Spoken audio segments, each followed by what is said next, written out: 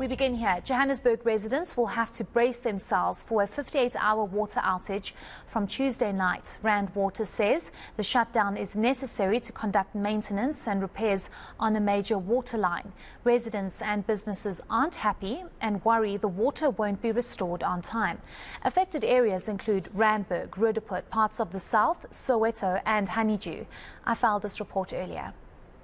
A planned water outage is causing panic amongst residents. Randwater plans on switching off the taps for 58 hours for maintenance. The Randwater planned shutdown is scheduled from 7 o'clock on Tuesday, the 11th of July to 5 on Friday, the 14th of July.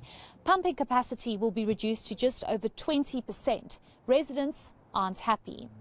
We don't know exactly what is happening. I think if maybe the government was honest enough with us as citizens to tell us exactly what's happening, really, because right now some of us are trying to connect the dots between the cholera situation and them trying to fix the infrastructure. We don't know whether it's an issue with the infrastructure alone or whether it's related.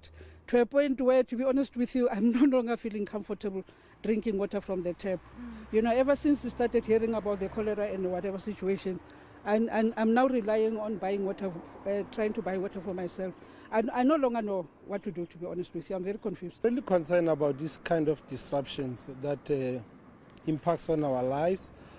The fact that it's coming at this time of the month, it's winter, and we haven't had any plans from the municipality to say how are they going to mitigate on those ones. So it's a really big concern on us, and we are really worried. I believe maybe it will be expedited very soon so that it cannot be prolonged to 2 to 3 days. It's really very much of a disruption. One resident decided to buy a JoJo water tank. I think I resolved my anxieties with the purchase of this JoJo tank.